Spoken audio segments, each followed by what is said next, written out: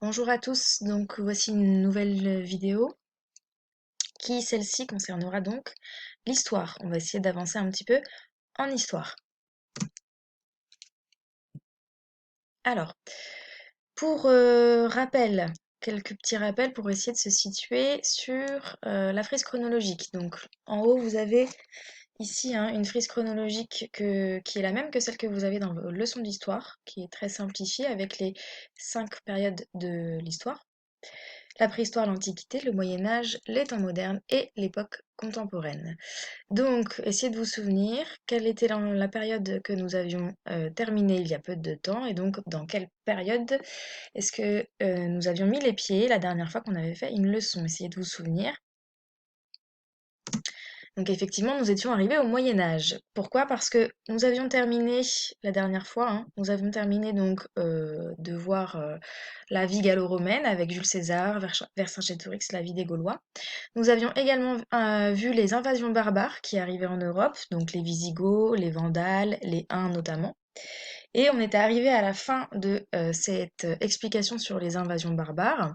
On avait abordé le sujet d'un certain Clovis, qui est ici, que vous voyez ici, celui qui était en première page également de cette vidéo. Et on avait expliqué que Clovis était le roi des Francs. Enfin, je vais vous en parler un petit peu plus précisément dans ces prochaines minutes. Donc, pour rappel, à quelle date se termine l'Antiquité et donc commence le Moyen Âge, c'est assez facile, c'est marqué sur la frise chronologique en haut, ici. Et c'est marqué également ici, donc c'est en 476 que commence le Moyen Âge, puisque là on arrive au Moyen Âge. Et donc ça commence avec la fin de l'Empire romain d'Occident. C'est-à-dire que l'Empire romain, à cause des invasions barbares, je vous le rappelle, euh, et se termine, tout simplement. Jules César n'a plus la main mise sur toute la Gaule. Et donc, c'est la fin de ce qu'on appelle l'Empire romain d'Occident. D'Occident veut dire l'Empire romain de l'ouest de l'Europe. Donc, on arrive en 476, dans la grande période du Moyen Âge. Donc, qui est Clovis?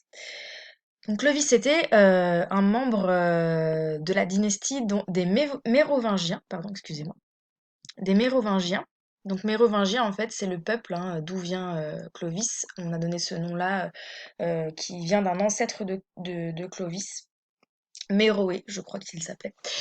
Donc Clovis, c'est pas un barbare à proprement parler, il fait partie du peuple des Francs, et le peuple des Francs n'était pas à proprement parler un peuple barbare. Pourquoi? Parce que c'était un peuple qui était en fait encore un petit peu allié à Rome, à la ville de Rome, donc aux Romains, même si l'Empire romain est en déclin total à cette époque-là, il n'y en a plus, mais les Francs étaient encore un petit peu, on va dire, alliés, amis avec eux.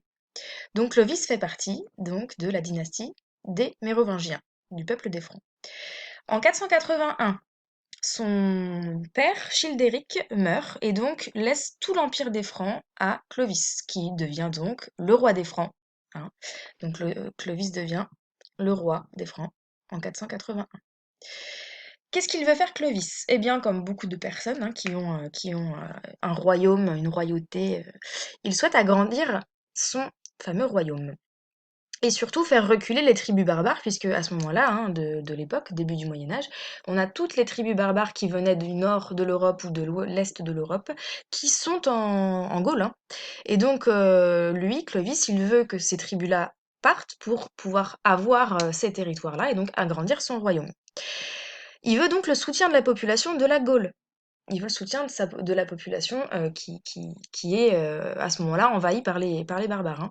La Gaule qui, je vous rappelle, est chrétienne, puisque elle est devenue, après l'invasion de l'Empire romain, toute la Gaule est devenue chrétienne. Donc on était passé d'une population gauloise qui, au tout départ, était, je vous le rappelle, polythéiste, qui croyait en plusieurs dieux, et puis, grâce ou à cause, comme on souhaite le voir, de l'invasion gauloise, pardon, de l'invasion romaine, donc de Jules César et de son armée, la Gaule est devenue chrétienne. La romanisation de la Gaule, ça on l'avait déjà vu.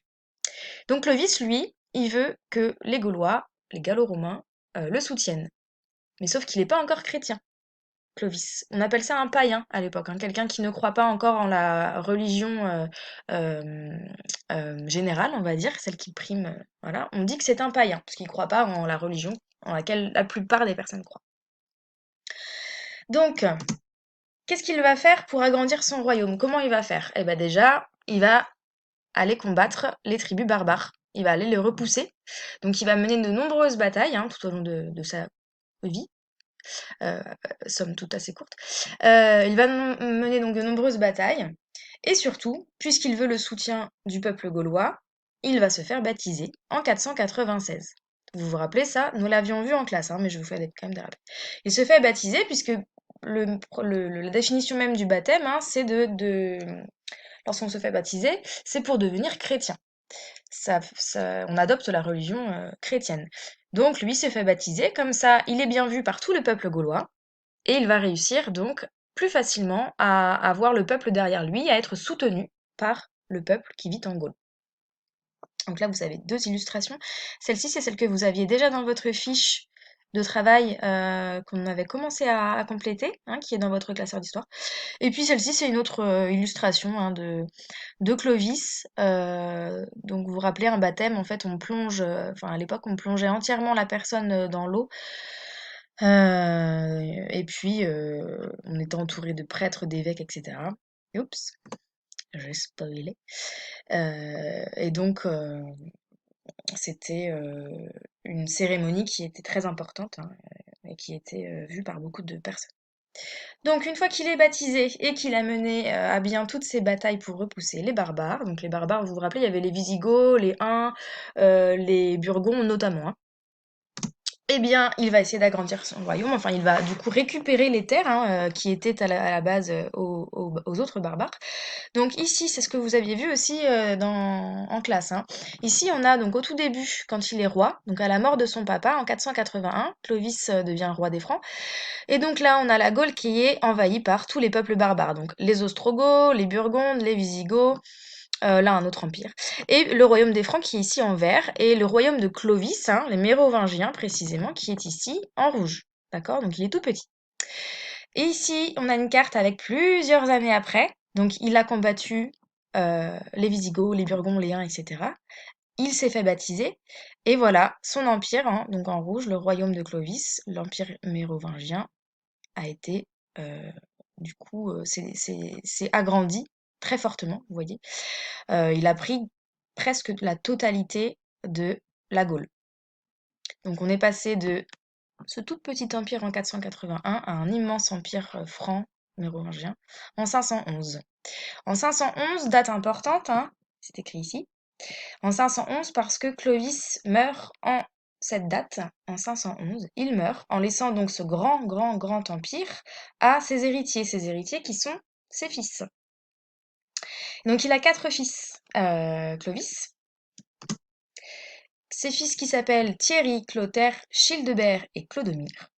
Et donc cet empire va être divisé en ces 4 fils-là. Ils vont se partager le royaume en 4. Donc ici vous avez une carte euh, qui vous montre quelle partie du royaume était à quel fils. Donc par exemple le royaume de Thierry, c'est celui qui a un quadrillage un petit peu en biais comme ça. Donc c'est cette partie-là du royaume des Francs et cette partie-là donc a été donnée à Thierry.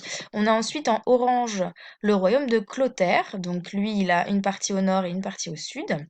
Le royaume de Childebert, hop, c'est cette partie qui est rayée, où il y a Paris, Paris d'aujourd'hui évidemment, et le royaume de Clodomir qui est assez central. Donc voilà, donc l'empire mérovingien est complètement disloqué en quatre territoires, puisque c'est pour ces 4 fils-là.